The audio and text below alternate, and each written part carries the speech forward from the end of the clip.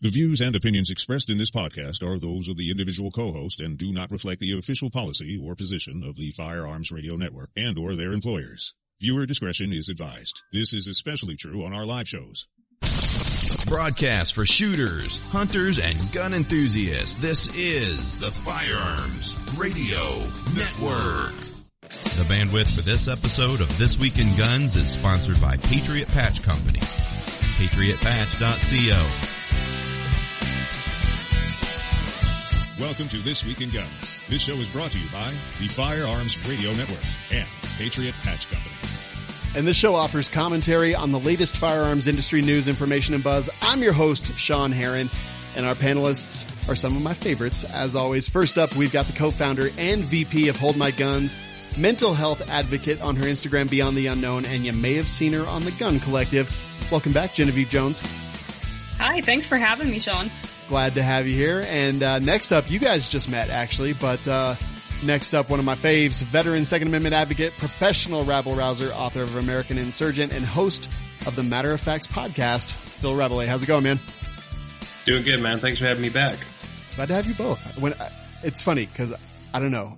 I don't love this show because the news is like, it's kind of depressing, like often, right? Like, I'm not a huge fan of the show.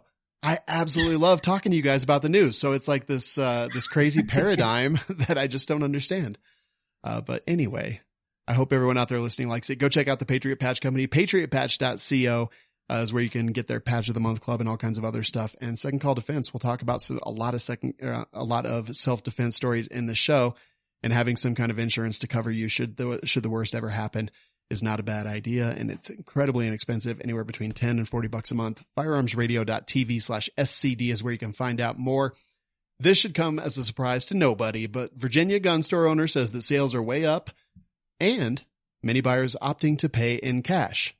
I don't even need to read the story because the headline is absolutely enough to figure out what's going on. He said, we haven't had gun sales this good and ammo sales this good since Obama was the president.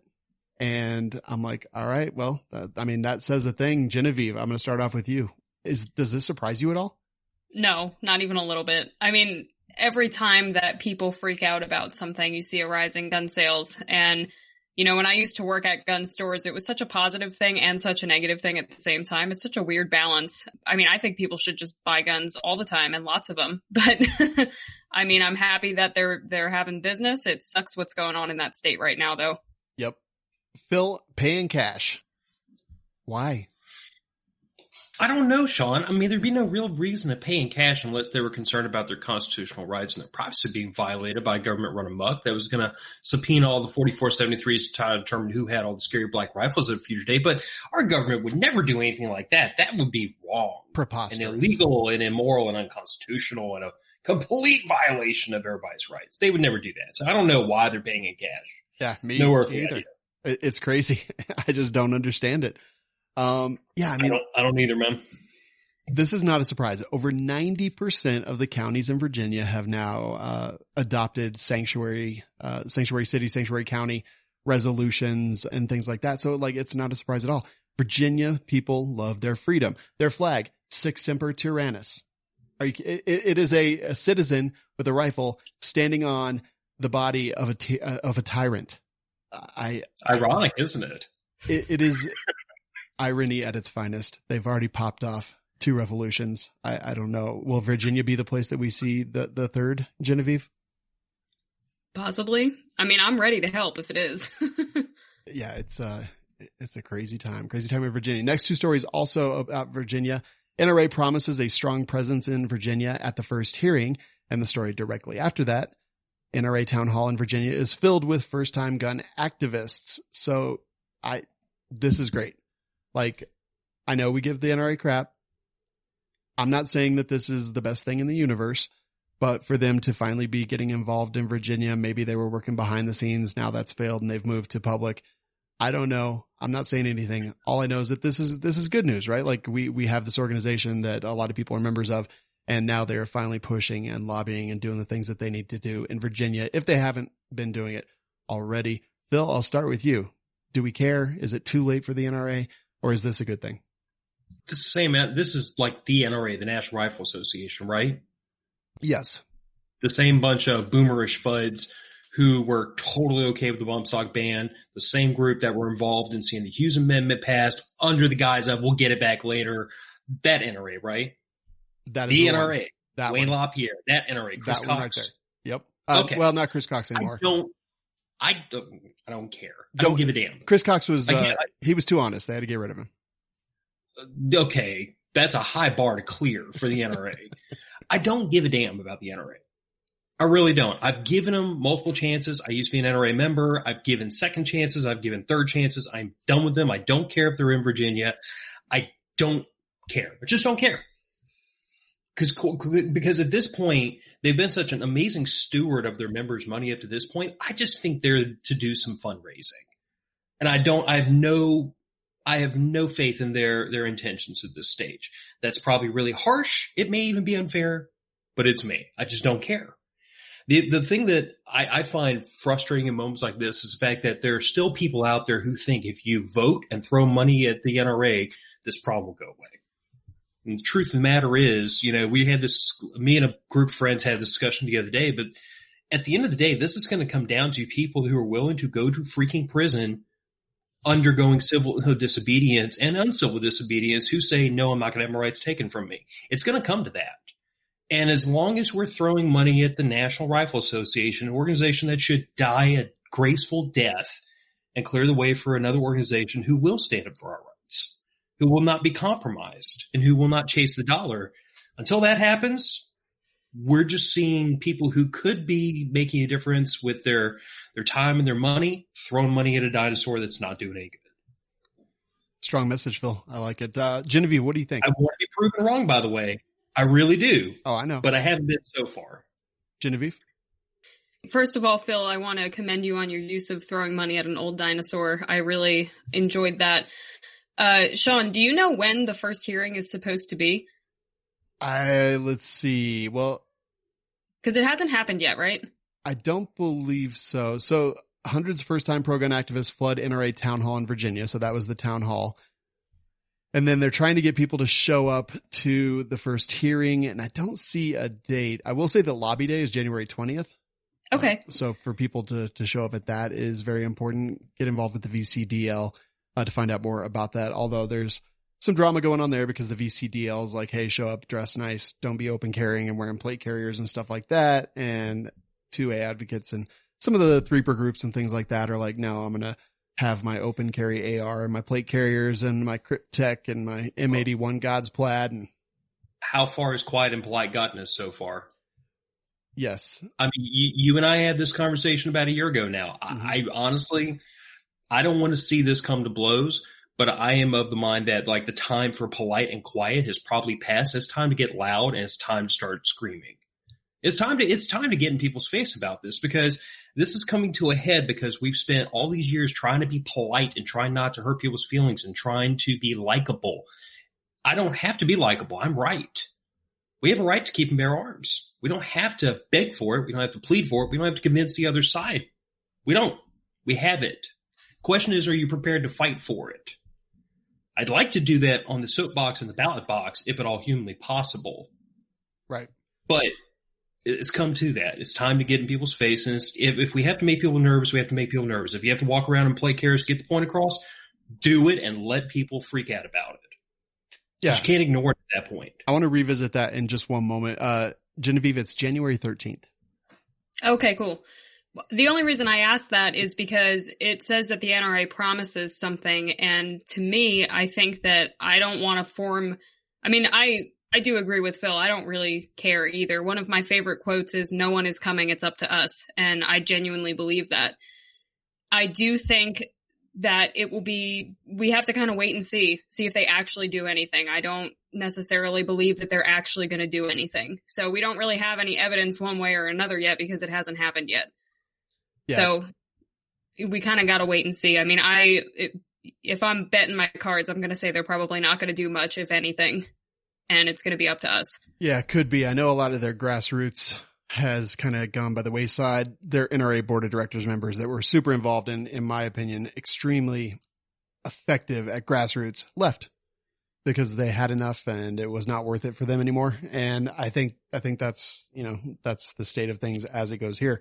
Speaking of Lobby Day on January 20th, anyone out there should definitely go, even if you live outside the state and it's within driving distance, and you can go, show up, make sure you understand reciprocity there and everything like that. Normally, I am not an open carry AR full kit kind of guy. Normally I'm like, you know what? If soccer mom Karen is there, it's going to freak her out. She's going to talk to the news because she's got her bob haircut and she's going to get on the news. And this is a battle of propaganda and we will lose that battle. But like Phil said, sometimes I think that it is very important to have a show of arms. And I think that maybe in this case, showing up there legally, carrying those things like AR-15s and things like that, we have seen the sanctuary counties and sanctuary cities and things like that in the Commonwealth.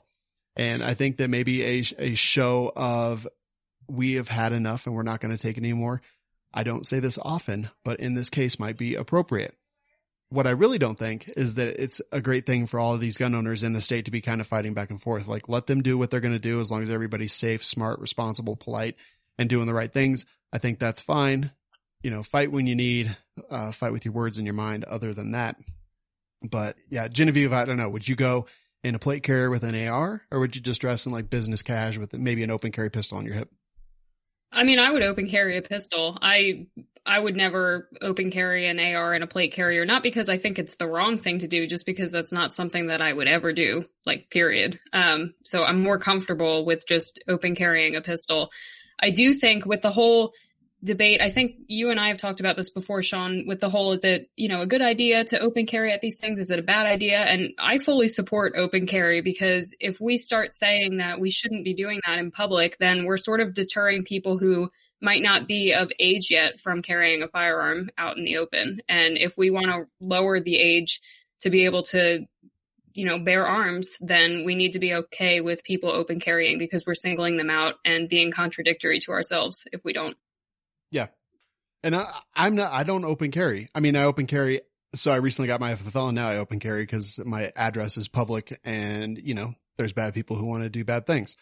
So I open carry at the office now. But generally I would open carry at the range and things like that. Other than that, I don't want people to know that I carry. I definitely ascribe to gray man to a point. I wear We Like Shooting shirts every single day, but I don't want to I don't have that out there. I see them all the time. I have no problem with it whatsoever, but yeah. I think in this case, I'm 100% okay with it. I'm okay with it anyway, but I think in this case, it might be a good prescription.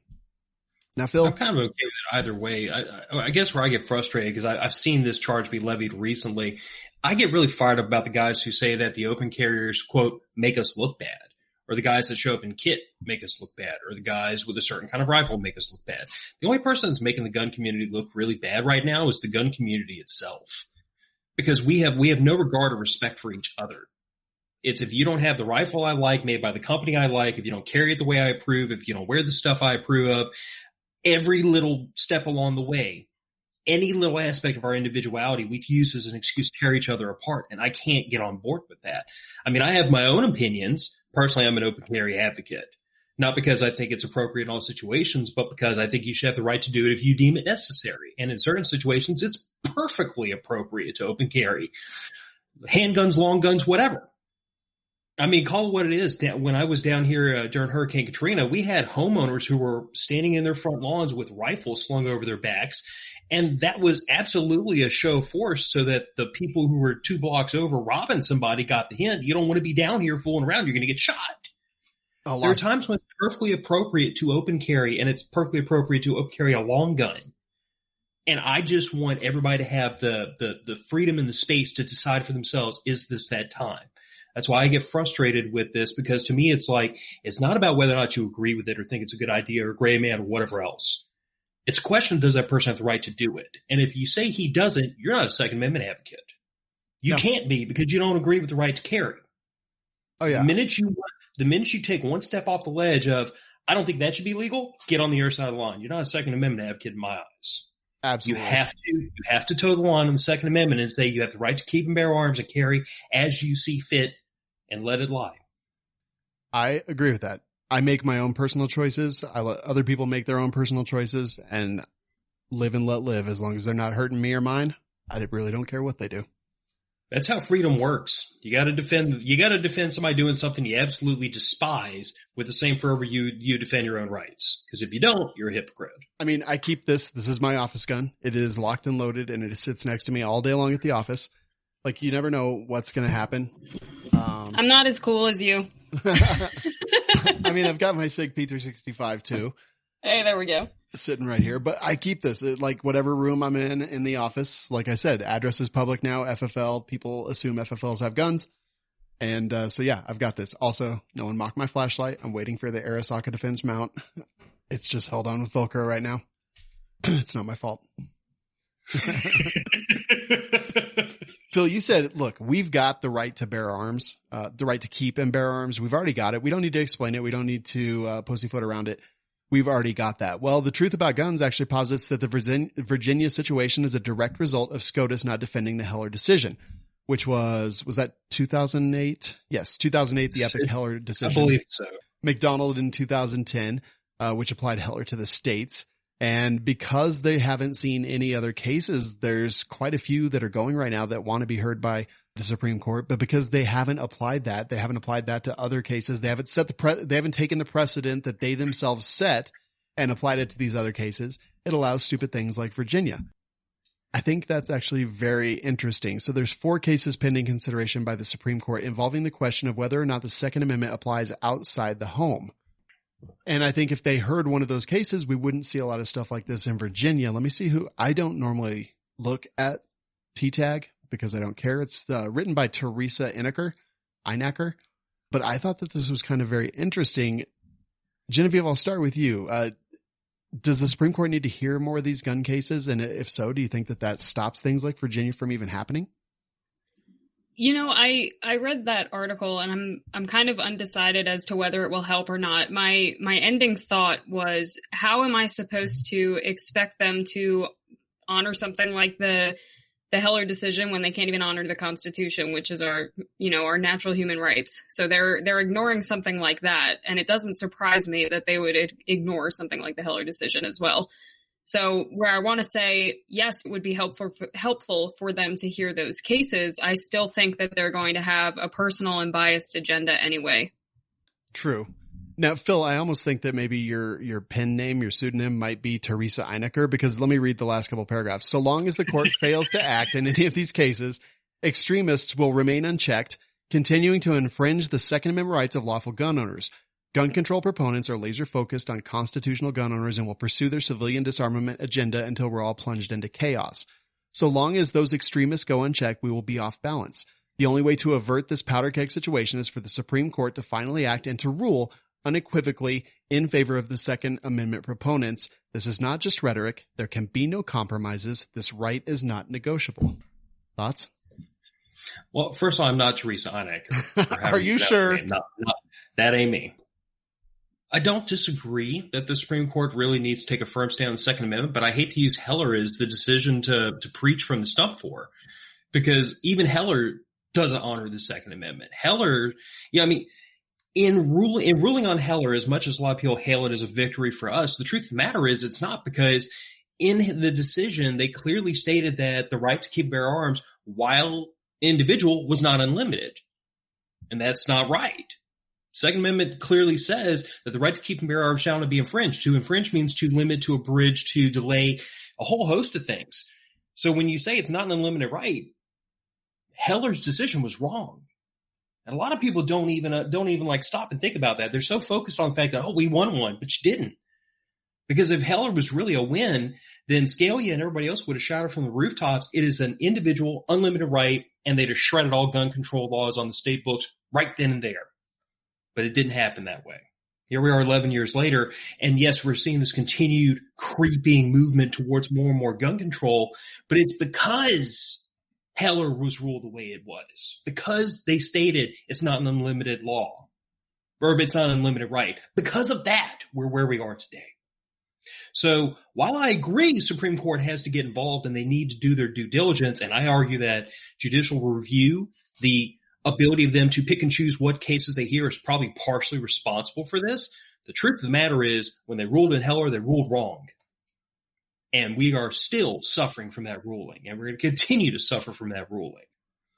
But this isn't a new phenomenon. I mean, we took one in the teeth in 1968. We took one in the teeth in 1934. Every gun control law that's ever been on the books has been an abridgment of the Second Amendment. The problem is we are this many years into this process, and we're just now trying to slam on the brakes when the freight train's been barreling down the tracks for 100 years. So what I tell people in a moment like this is, yes, we absolutely need the Supreme Court to get their butt in gear, but they have to rule according to the Second Amendment, which is law of the land. And if they come back and they say it's not an unlimited right, they've screwed us all over again. Yeah. A lot of times, honestly, Supreme Court accepting a case makes me extremely nervous. Will it go our way or will it not go our way? I don't know. That's some of those 4 cases, and even New York Rifle and Pistol Association versus the state of New York right now for intrastate transfer of firearms legally owned. Yeah. It's a big one, and it has far-reaching results depending on how they rule. Well, but here's something to think about for a second. We're sitting here talking about how the Supreme Court could be our savior in this. They could put their foot down. They could say what the Second Amendment says. They could force states to abide by it. Cool. What happens if they go the other direction? Oh, yeah. It's fear. Because here's the thing of it. Let's go back to 1776. The king, the crown, says, all you damn colonists don't get to have your guns anymore. Parliament agrees with him. Their courts agree with him. Do we still have the right to keep and bear arms at that point, even though every facet of our government has said no? Or do we still have them because we say we still have them? So at a certain point, my argument becomes, pass all the laws you want. We don't care. Yeah. When the crown wanted to take away the guns, we had them because we said we had them. And then later on, they had the Constitution Bill of Rights. So why put our faith in the Supreme Court when we should be putting our faith in ourselves? Because we dictate what happens in this country. We are the people. The people have the power. There's 320 million of us. If we say we get to keep our guns, we're keeping our guns. Viva la revolution. I don't want it to come to that, bub. At a moment like this, I love to bring up JFK. And JFK is not always my favorite president, but the man was really brilliant in a couple of respects. But he very plainly said that he who makes peaceful revolution impossible makes violent revolution inevitable. So what I would posit to people today is, if you continue to push this to the point where gun owners cannot peacefully pursue their rights, you are pushing people into a corner, and someone is going to respond. And it's not going to be pretty when it happens. I don't want to see it happen in this country. But they're pushing people into a corner, and a cornered animal is a dangerous one. True that. Somebody said Phil Bradley for POTUS 2020. I'd get assassinated 6 seconds after I got confirmed. Oh, man. Washington Post gives Nancy Pelosi 4 Pinocchios. So here's the thing. When the Washington Post... So first off, what did she actually say? She's been using a bunch of bogus claims of gun deaths. She said in the 266 days since we sent this bill, about 25,000 people have died from gun violence in our country. 47% of them teenagers or children younger than that. She said on November 20th, 2019. Fact checkers, and this was published in the Washington Post. Well, we already know they're not very accurate at the Washington Post because I was in an article called the heavily armed millennials of Instagram. So clearly they lost all credibility right there. However, Washington Post said, none of those things are true. Actually, her statistics are wrong and dumb and not even remotely correct. People said that she may have misunderstood and it was 7 instead of 47. But really, she's just lying and she's wrong. And we see this constantly. Genevieve, someone that has a platform this huge and just constantly lies to the public and people buy it and reelect her over and over. Is this not one of the greatest travesties of our political system? Oh, well, yeah, absolutely. I mean, at this point, nothing really surprises me anymore. So it's almost humorous at this point. I mean, it's really sad that people fall for this stuff. I mean, there's people who are in my family who are very liberal and disagree with just about everything that I say. And I've heard them defend her before. And it's just the logic it doesn't make any sense. And I've tried really, really hard to figure out why they believe the things that they do, and none of it makes sense to me.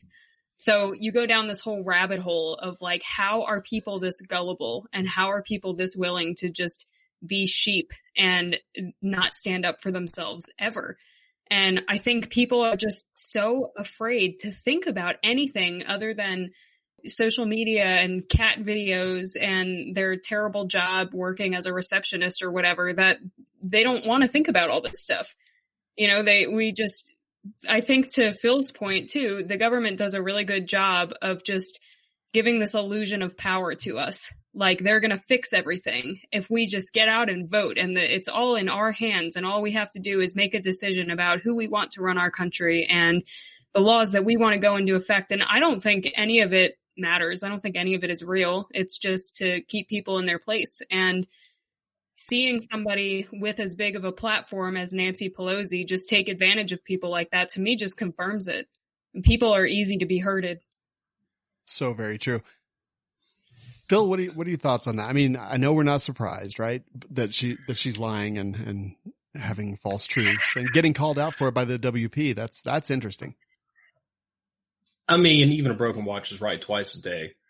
And, you know, to give Nancy some, the benefit of doubt, I have tried really hard to see things from her point of view, but I have these things called shoulders, and they prevent me from getting my head that far at my behind to be able to see things from her perspective. That said, the fact that she continues to get voted back in office is almost enough to make a hardcore libertarian like myself, like, start to think maybe dictatorship's the way to go. I mean, maybe voters aren't smart enough to manage their own country. I don't know, losing faith. At the end of the day, though, the thing that really like binds me up is just simply the fact that they continue to beat the drum about it's all for the children, it's to save the children. And how many times have we said over and over and over that, I mean, if you really break the statistics down, the majority of these gun violence deaths, the majority of them are suicide. And if you take those and everything connected with the narco economy, because the war on drugs was a really great idea, guys, if you take all that out of the equation, the numbers fall to statistical anomaly in a country of 320 million people. I'm not saying that a death is not significant. It's horrible and it should be avoided when possible. What I'm saying is that more people die in this country from freaking heart disease, diabetes. They die from eating fatty foods and eating too much damn sugar. Yet this woman's going to sit there and screech and yell about an unconstitutional infringement on an inalienable right. And she loves tragedy too. I mean, you have to when your whole campaign is based off of how many children died. I mean, did you guys see those commercials that they made where the kids are getting ready to go back to school and they're like hiding behind their binders because there's like a school shooter, and like the one girl's on her phone with her mom like, "Oh, I love you, mommy." It's like, what? Why would you do that? You're just marketing and making your point off of the death of innocent people. That's sick. It really is. What's sick is that there was another time in history where emotions and the lives of children were used to justify incredibly horrible treatment towards citizenry and people, and it was like 1930s Germany. And I make that analogy shamelessly, even though it really upsets people. I hope you're upset about it. You should be upset. You should be upset that one of your politicians is behaving like a Nazi. True that. And it's not Trump. Right. I guess that's a very important distinction to have there. Speaking of, Trump favors the Second Amendment this week and praises church hero Jack Wilson. Speaking before a crowd of 5,000 people at a Miami megachurch on Friday evening, President Donald Trump, publicly praised Jack Wilson, the church member and deacon of security at the West Freeway Church of Christ in White Settlement, Texas, who shot and killed an attacker. He says... Where is it specifically here? Because it's very important that I read his quote. A few days ago, a murderer opened fire during service at a church near Fort Worth, Texas. We are grateful that the shooting was over in 6 seconds. And do you know why? Because we had someone who had a gun going in the other direction. You had 242 people, worshipers. They were praying, and this maniac walked in and started shooting. But you had a man who had a gun who knew how to use it. And in a very short period of time, that was the end.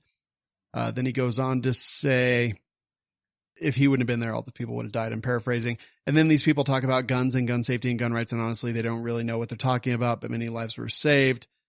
Your Second Amendment is under siege, bigly, but I guess this is why they don't love me. Look, there are so many reasons. This is one of many, but as long as I'm here, I'm going to be here for a long time. Your Second Amendment is protected. What? Genevieve, does this shock you? Or like, what is it going on in my life? Is this real life? I mean, I watched him call for red flag laws nationwide. I watched it and I was furious, like absolutely enraged. I went on like more rants than I have ever gone on in my entire life. I watched this happen, and now he's saying that as long as he's in office, our Second Amendment is going to be protected. No, that's crap. I don't believe it at all. Yeah, I'm like, wait a minute. This sounds very familiar to me because I'm pretty sure he said those exact words previously, and that has not been the case to this point. Now, for me, I will absolutely vote for Trump again for a couple different reasons, mainly the makeup of the Supreme Court, which I want to be as heavily canted towards freedom as possible, or at least constitutional judgments based on the actual Constitution. But I would not say that he has been great for the Second Amendment. In fact, I would say that he's been very, very extremely damaging. Phil, I know you've got a lot to say, and you're about ready to explode. Go ahead. Well, remind me, Sean, because, I had a couple of sharp blows to the head when I was younger, so my memory's not what it used to. But when Trump first came into office a while ago, wasn't there a time period when the Republicans held the White House and both houses of Congress? Yes. Okay. And did we see nationwide reciprocity get passed? No. Did we see constitutional carry get passed? Negative. So what? We got bump stock bans. Woohoo! Trump is full of crap. Guys, we did not practice that before the show. About bump stock anyway. The people he's playing 5D chess with are freaking conservatives. Yeah. And look, I will freely admit, I voted for the guy the first time around. He's not getting my vote twice because I'm a single issue voter. I'm a gun rights voter. I just said this the other night. Yeah. Look, show me a Democrat that wants socialism across the board, but he's ready to friggin' put his foot down about the Second Amendment and say, you can have all the damn guns and rocket launchers you want, have a party. I will vote for him just one time just because I want to see it happen. I've become a single issue voter because it's the most important issue in my life at this point. And on that single issue, Trump failed. Damn it. It is Go ahead. No, you go ahead. I'm sorry. He had a period of time where he could have done tremendous, amazing, great things for the Second Amendment. And damn party lines and damn the opposition. Shove it through, ram it down their throats, constitutional carry all the way. Yeah. Shred every federal gun law there is and let the people scream and cry in the streets about it because this is the way it should be and it should have always been. And if he'd have done that, I'd have voted for him again. But he didn't. He actually did the opposite of that. He's sitting in front of news cameras telling people take the guns and due process later. Are you freaking insane? I was just going to... You're not even talking about trampling the Second Amendment. You're talking about trampling people's right to due process in commending that. Yes. So I just Monday on We Like Shooting, I said, I am a single issue voter now. That's it. And Aaron was extremely incredulous. He's like, what? I was like, yep, single issue voter. That's it. Period. Nothing else. But I will also say that I live in the real world where I understand that if you don't vote for the top two parties at this point, this is my opinion, just based on what I've seen, that if you don't vote for one of those candidates, you're basically throwing your vote away. And do not mistake that for me falling prey to the mainstream media, because I have thrown away my vote many times. Gary Johnson, the first time, not the second, because he went insane. Ross Perot, I have thrown my vote away more than most people my age. But see, here's my concern with all that. First of all, if voting really made that much of a difference, I'm beginning to doubt whether or not they would let us vote. And second of all, trying to think of a way to put this, right? I sound like a completely unhinged lunatic. The God's honest truth at this stage of things is I'm perfectly okay pulling back from the political process because I don't think it works. It doesn't matter which lever you pull if you get equally bad results. 8 years of Barack Obama, we got no new gun control passed. 3 years of Trump, we got new gun control. So I'm judging the situation based on history. It doesn't matter which lever you pull anymore. If the Republican gives us more gun control than the Democrats do, then I'm going to suggest nothing unites the gun community like a villain. And I'd rather have another Democrat in office who scares the hell out of people. Because look what's happening in Virginia right now, which we're going to get to. I know I'm jumping ahead, but look what's happening in Virginia right now. People are friggin' turning out in droves. First time Second Amendment advocates are showing up at state capitol. They're writing letters to their congressmen. They're scared and they're pissed off and they are raising hell about it. People who have not been you and me are jumping into this fight. And their moms and pops and PTA and people that attend PTA meetings or people that teach Little League, I mean, that coach Little League games. They're average Americans that have gone ballistic because they are sick and tired of this and they're scared. And I'm going to tell you right now that when we have a Democrat in office who's screaming, I'm going to take your guns, we get better results than when we have Trump. I'm going to take a line from the newest Star Wars movie, and they win by making you think that you're alone. You just said you might even withdraw from the political process. And I think that sense of kind of abandonment of everything you believe in, like I totally agree. I am not going to withdraw, and I'm also not going to vote for third party anymore, at least for the time being. I'm not saying that I may not change my mind in the future, because look, we may feel disenfranchised and like no one stands for what we actually believe in. But at the same time, I have a lot of friends that are very liberal. Genevieve, you said that a lot of your family is extremely liberal, right? Are they going to stay away from the voting booths because they're disenfranchised and they don't believe that it matters? I've never talked about this stuff publicly. Phil, you said you sound like a lunatic. If I start going down this rabbit hole, I'm really going to get a lot of hate from probably everybody watching this show. Everything that you've said, Phil, I agree with 100%. And I've felt that way for a very long time. Oh, I'm just going to say it. Oh, I just said about it. Sorry, Sean. It's okay. Kenny has to edit it. I have never voted. I don't think it does anything.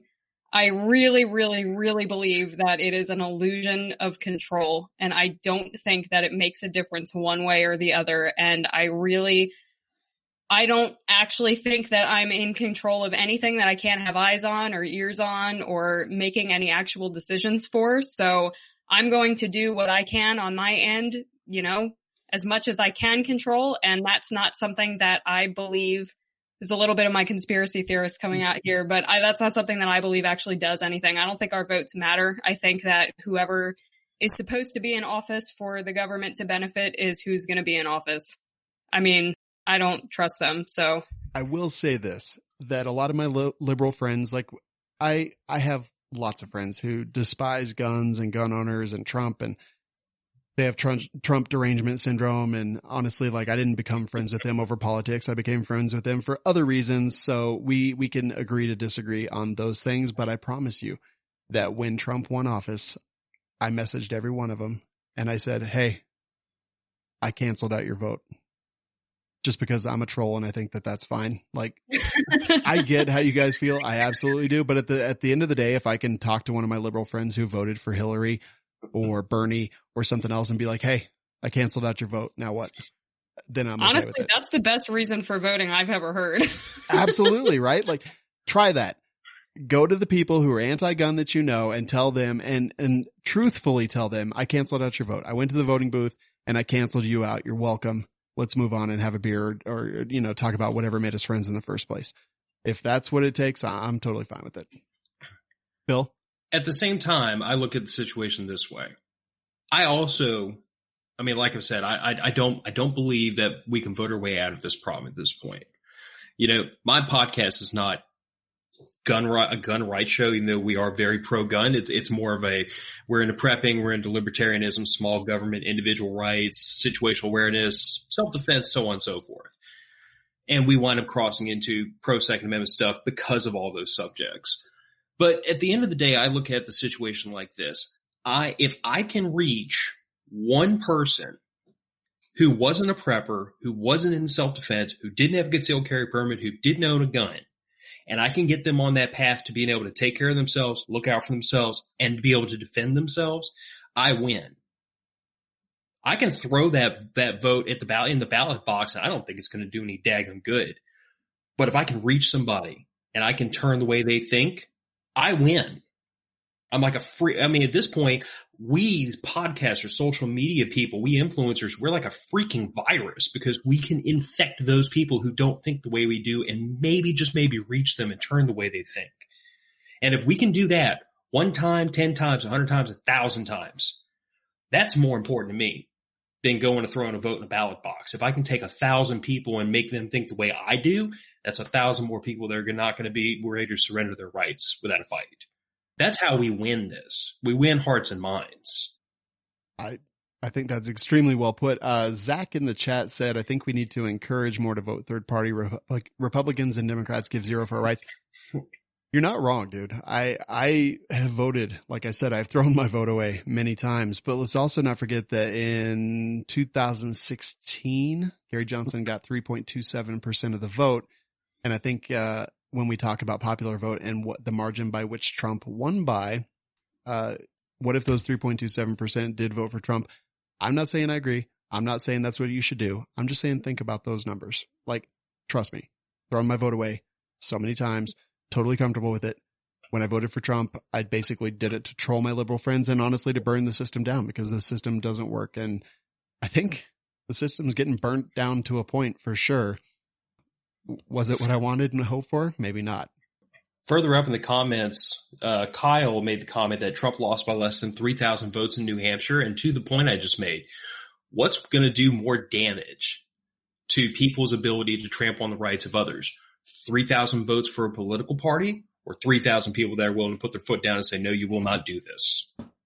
3,000 people ready to join hands and form a ring around the state capitol so no one can go into the building without having to trample over those people. 3,000 people ready to stand around a person who has done no wrong but has broken some meaningless BS victimless crime law and say, no, you will not take this person to custody because they've done no harm. 3,000 people in this country is something you cannot ignore. It's not something you can just run roughshod over. You have to pay attention when 3,000 people get out in the street and say, I will not have my rights taken from me. 30,000 is even better. No. But we got to reach them. We got to make them understand that this is the way to do this. And I'm not saying that, we need to be out kicking over trash cans and raising hell, but I mean, we have to make them understand that the path forward to everyone's rights being respected is to demand that they be respected. And we're not doing that by making political donations and voting at the ballot box. It's not working. This was an awesome discussion, but we've got a lot more stories to cover. I love it. That's one of the reasons that I actually do like doing the show is because we get to talk about stuff like that. And I'm like, I have 50 stories to cover. If we cover 10, great. If we cover 4, even better because we're talking about it and we're passionate about it. And, man, I really enjoyed that. This next one's a quick one. CNN settles with Nick Sandmann in a $275 million lawsuit. You may actually remember Nick Sandmann because everyone's seen his face. You would refer to him as smug Catholic boy wearing a MAGA hat, taunting a Native American. You guys remember this guy? Let me, he might be more Native American than Elizabeth Warren, but that ain't setting the bar very high. No, it was the white kid at a protest and there was a Native American and the kid had this, like the smug smile on his face. I'll throw it up on the screen here real quick just to remind everybody who's watching. That kid, we remember that kid? He actually, he won this, settlement. It was a $275 million lawsuit. They haven't actually said how much he actually won, but I think it's actually a very interesting thing that happened. There was an independent investigation undertaken by the Catholic Diocese of Covington. They cleared the boys of any wrongdoing. It turned out that if you watched it in context, that the kid turned out like he was just standing there. He wasn't doing anything. And the Native American guy was in his face being a complete douchebag. They were completely cleared of it. Some of the news outlets apologized. Some of them didn't, but this has opened up. There's still lawsuits against Washington Post and NBC Universal and Gannett, the parent company, which owns USA Today and several local newspapers. This is fantastic. This, to me, it's kind of like the McDonald's coffee thing. A lot of people heard about the lady who got her crotch burned by McDonald's coffee and they're like, oh my God, this is ridiculous. What kind of world do we live in? Turns out that McDonald's was actually wrong 1,000% and that they had nuclear coffee and that she suffered like life altering burns to her crotch and it was fine. And this is kind of the exact same thing. You're like, oh, that kid looks like a douchebag. But when you look at it in the context of the event and the moment in which it happened, that he was completely just there doing a thing, and it wasn't a bad thing at all. And he wasn't a bad kid, and he wasn't being a jerk, and he wasn't being disrespectful in any way. Genevieve, it's tough. The mainstream media so often presents things in a specific way, and this is a perfect example, and now they're paying for it. What do you think about the whole story? I really hope that it deters them from publishing fake news in the future, or at least thinking twice about it before they do. You know, I mean, it's a lot of money. So you would hope that it would make them double check what they're doing. I think it's great that he won. I was really surprised by that, actually. I didn't think that that's something that could be pulled off, you know? I mean, suing modern media, that's crazy.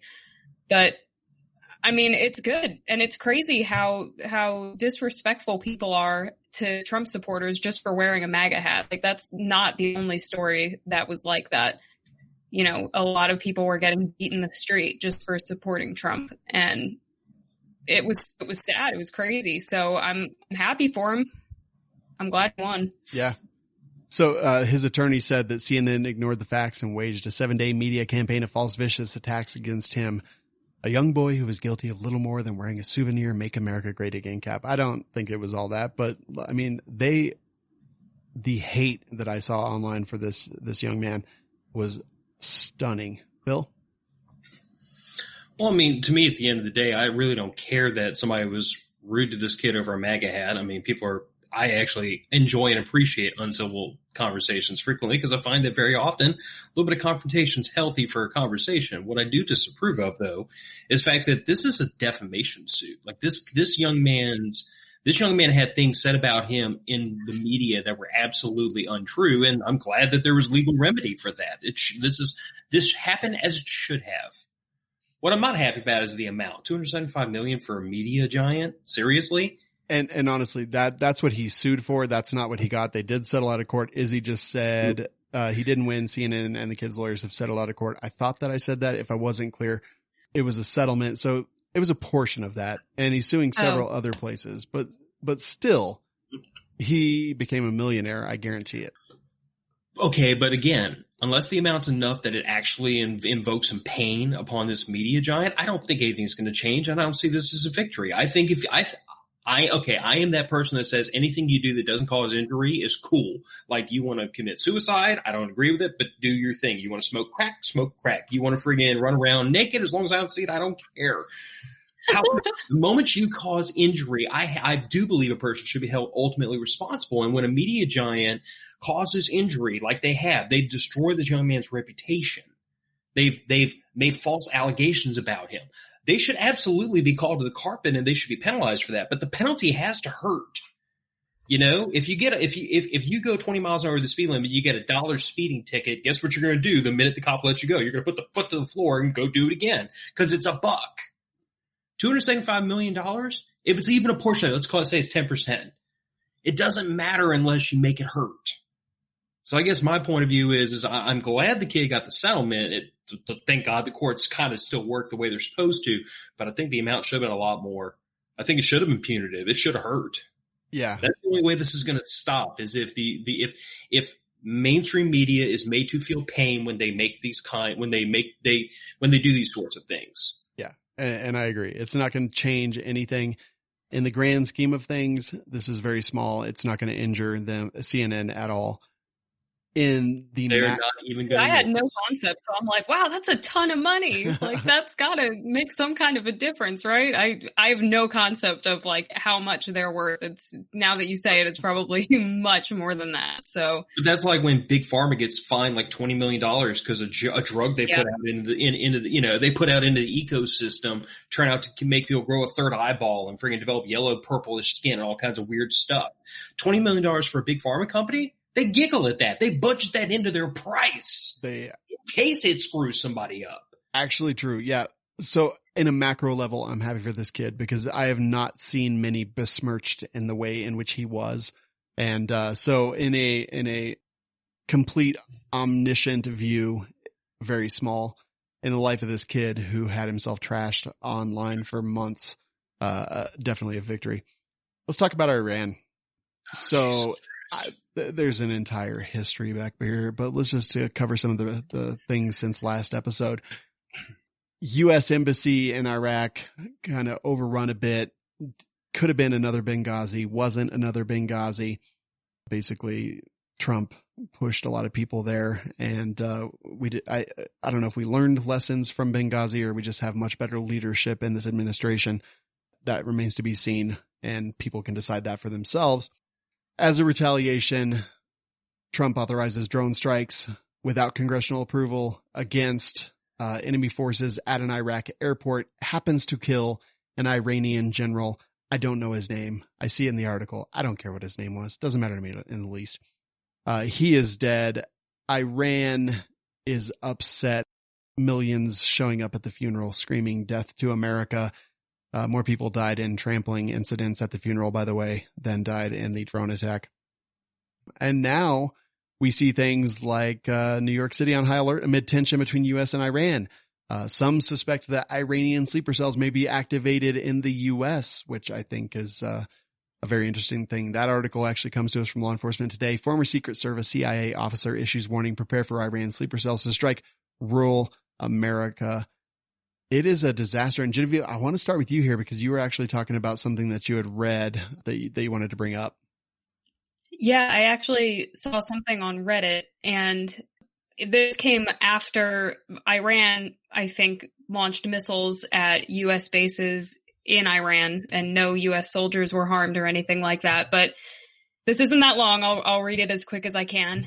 It reads, I'm an American field grade officer in redacted. Some of this is redacted, apparently, and would like to calm things down a bit concerning the Iranian missile strike.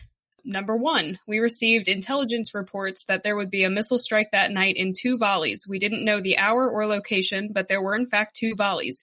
Field intelligence is never that accurate in my experience. Number 2, the first volley launched within minutes of us receiving the intelligence report. Number 3, I watched the rocket's impact mostly ineffectively on a live feed. Number 4, President Trump tweeted that there were no American casualties and little damage before we even received the battle damage assessment, but he was right. 5, Iran, Iraq, and President Trump were all talking about de-escalation within hours of the strike. So this person's conclusion is, the whole night I couldn't escape the feeling that the whole thing is intended to give President Trump a reason to remove troops from Iraq while giving all 3 parties, Iran, Iraq, and the USA, reason to claim a win. The USA killed a very bad man, Iran struck the Great Satan, and Iraq gets to reassert their sovereignty. So he thinks that the whole thing was orchestrated between the 3 governments, basically. And I just thought that was interesting. I don't know a whole lot about military operations at all, so I feel like I can't even form an opinion on that one way or the other, but I was really curious to hear what you guys thought of that. Yeah, one of my buddies messaged me last night. He's like, World War III just started, and I was like, what? It was date night. We were out having fun. Came back and read a couple things, and then he and I had texted back and forth just a little bit, and I was like, how many casualties? And he's like, I don't know. It's kind of spotty at this point. And I was like, if it's 0, dude, this is totally just Iran getting some face service for their people who are pretty angry about it, and basically proving that they're not losers by being losers. Phil, what are your thoughts here? On the one hand, I want to look at this whole thing and say that's a whole bunch of tinfoil hat to think this was this is like all shadow government stuff. But on the other hand, you don't have to read WikiLeaks very much to really get the impression that there are organizations that may or may not be connected to our government, have been for a very long time, that are absolutely capable of pulling something like this off. And the fact that like you get that accurate of intelligence passed backwards and forwards out the field that fast, that's interesting. Never happens. Look, the people on the ground didn't know that fast what happened. I know I was enlisted a long time ago when I was like, lots of years younger and about 70 pounds lighter. But the guys on the ground don't know that fast what happened. Like how many rockets hit, how many volleys, how many people were injured. I mean, you're lucky if you don't have 4 privates running around butt naked screaming at each other in a situation like that where there's an incoming mortar or rocket attack. So the fact that that intelligence passed backwards out of the field that fast, that's interesting. Mm-hmm. The fact that intelligence came in and then a minute later the rocket attack hit, that could be coincidence. It's a hell of a coincidence, but it could be. Benefit of the doubt on that one. The weird part to me was Trump tweeting before they even got the battle. Like, that was the weirdest part to me. And I don't even really know anything, but that seemed really off. Okay, that is the equivalent of me walking into your house unannounced, throwing a fistful of change on your kitchen floor, turning around, and before you even had a chance to bend over to count the first coin, me telling you exactly how much is in that pile of change I just threw on your kitchen floor unannounced. It's a great analogy. It really is. Do you think that I saw it in midair and counted it, that I'm an idiot savant, or do you think I might have known before I dropped it? I'm just saying it could be coincidence. That's a hell of a coincidence if that's what happened. The things about this that really make my blood pressure go, because I mean, oh, Jesus Christ.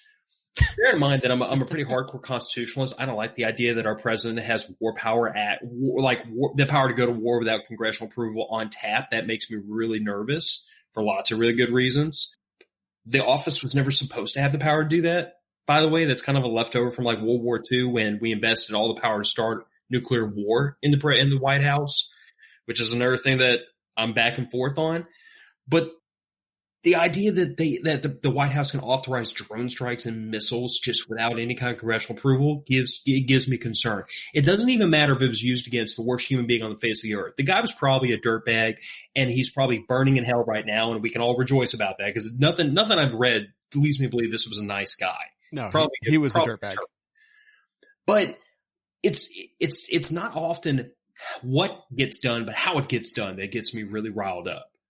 Like, because I look at the Constitution, because I look at the laws and how this country was supposed to be set up, the fact that decision was made around Congress is unnerving to me. And if it's not unnerving to you because you're a Trumper and Trump can do no wrong, 5D chess, blah, blah, blah, blah. If that's your bend, then understand why I'm so nervous about that. Don't ever be concerned about the power invested in the hands of somebody you trust. Be worried about the fact that power goes with the office, not the person. So if you let Trump shoot a rocket or a missile or a drone into another country without congressional approval, you were giving the exact same power to Hillary Clinton, to Bernie Sanders, to Barack Obama, to every president that comes after him. It doesn't matter if you agree with what happened or not. What you should be concerned about is the fact that we've given this power to an office that's going to be used, and one day it's going to be used by somebody that scares the hell out of you. Or we can all embrace the idea that these things should require congressional approval, even though Congress is really dysfunctional. I admit that, but it's the way it's supposed to be done because it's check and balance. It's really idealistic stuff, but it's how the country is supposed to work. All that being said, my personal beliefs on war, and a lot of this is derived from having been in one before, I don't like the idea of just like a drone strike here, a missile strike there. I kind of think that if we have good justification for attacking Iran, let's go in, let's turn it into a parking lot, let's be freaking done with it, let's take everybody and bring them home and leave. I don't like this. I don't like limited war. I don't like this idea that we put a couple troops here, we put a little special group here, we send a rocket, we send a drone. We lose more people screwing around with these people than if we either said to hell with them and left them alone or went in and ripped the Band-Aid off. Yeah. So I heard a lot of people talking about the draft because apparently that's the thing that people are concerned about these days. And I think I'm over the age where I could actually be drafted, but I'm like, hey, what if I show them that Washington Post article that says I'm a millennial? Because then, you know, that's mainstream media. Maybe they'll be down. I don't know. We'll kind of see where this goes. It is an interesting time. A couple other things that we didn't mention yet is a passenger plane in Iran. It was a Ukrainian flight, went down right under 180 people perished in that flight, and an earthquake happened right next to an Iranian nuclear plant.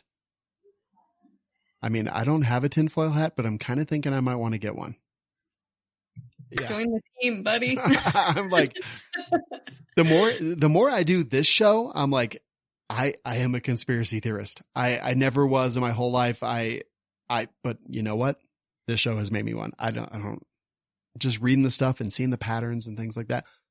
Speaking of patterns, the last thing I want to talk about is Virginia again, because it's a crazy time there. And they actually just introduced House Bill 567, indoor shooting ranges prohibited in buildings not owned or leased by the Commonwealth. That's right. The Commonwealth of Virginia. They are now saying that they want to shut down every single gun range in the state that's not owned or at least run in a building owned or leased by the government of Virginia. Like, what? It would prohibit the operation of an indoor shooting range defined in the bill in any buildings not owned or leased by the Commonwealth or federal government. For those that would be staying open, the state wants them to act as a data collection operation, creating a state-controlled list of who is using the range as well as their photo ID and home address. What the hell? This is insane. Genevieve, like, how in the world? This is draconian. This is 1984. This is Orwellian. Like, what? I didn't know about that last part. Oh my gosh. It's ridiculous. I don't understand. That's horrible. Like, that's really bad. Mm-hmm. That's really bad. Yeah, I mean, all of it is really stupid too. Cause the people who are gonna have guns are gonna have guns and they're gonna find a way to practice. I mean, I totally can't remember what they're called right now, but John and I are talking about getting one when we move into our new house. It's like basically like a huge rubber thing that you can shoot and it can withstand up to like a 500 Magnum. Yeah, like a trap. Yeah. Get some of those, throw them in your basement, like I don't understand what they think this is going to stop or prevent or help. It's like every other gun law. It doesn't make sense. And it's just going to hurt law-abiding citizens and treat them like criminals when they haven't done anything wrong. And it's going to ruin families for doing nothing. I know. I mean, this is crazy to me. This is like, hey, if it's not state controlled, this is communism. This is, I don't even know where to go with this because they're always saying, look, we're not trying to take your guns. We just want common sense gun control. But Virginia, they have gone full retard. They want to take everything. They don't want you to own guns. This is tyrannical government unchecked in a state that has started 2 revolutions, Phil. I don't even know what to say about this. This one, I was like, okay, yeah, we knew this was coming. They're not even trying to hide it anymore. I do have to disagree respectfully with one thing. This law is going to do something. What it's going to do is be a further burden upon gun owners to legally exercise their right, which is exactly the intent. Let's be honest here. I don't think Johnny B. Gangbanger, who's selling pot behind the friggin' gun range, is going inside to practice. He does that every Saturday night shooting his competitors.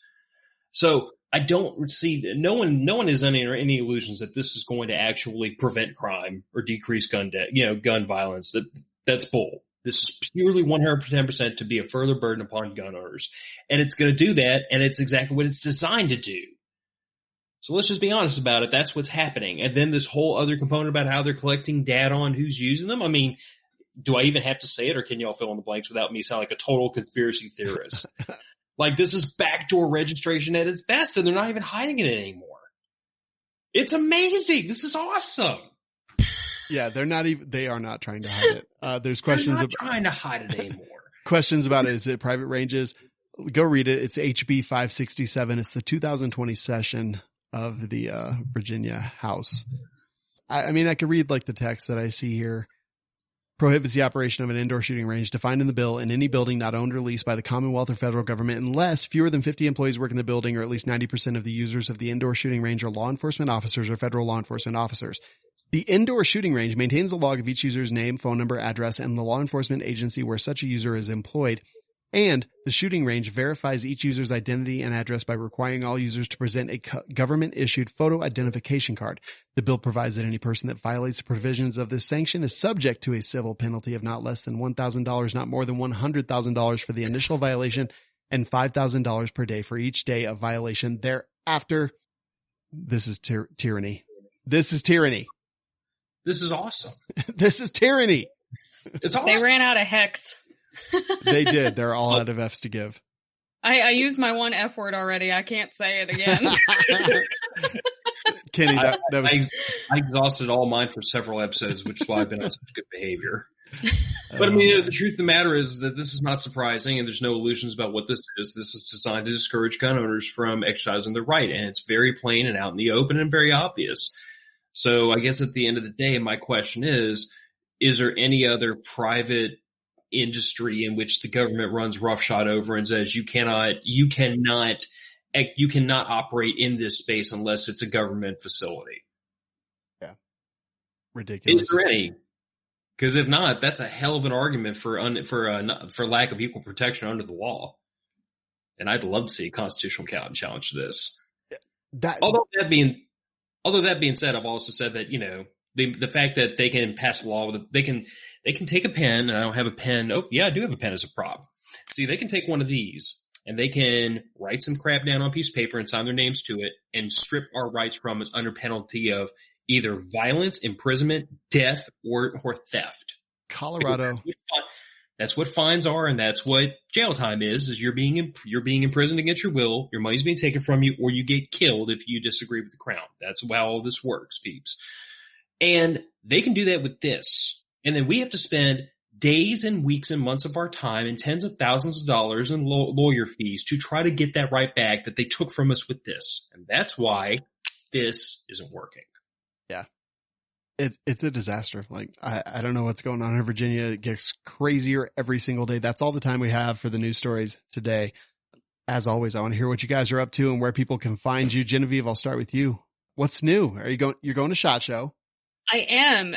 We're actually driving there, so it's going to be a cross-country trip, and it's going to be super fun. We're going to vlog it on the Gun Collective and on my Instagram, Beyond the Unknown, so check that out if you want.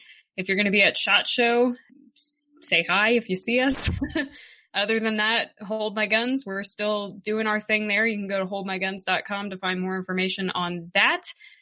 We'll also be at SHOT Show for that as well. So, you know, not much is new, but SHOT Show is coming up, so that's been busy. No doubt. Because you like manage a lot of the scheduling and stuff for that, right? For the Gun Collective? Yeah, all of it. And Izzy can attest to this because I give everyone lunch breaks because I'm a more generous God than John, apparently. No. Yes. That's wonderful. So my favorite thing about SHOT Show is that Izzy is working his butt off in the press room. And Aaron and I, like, without fail, at least once a day, go up to the press room and bring Izzy a Coke just to give him refreshment for the slaving that he is doing for John and the Gun Collective. I'm so glad to hear that we have a more benevolent leader now.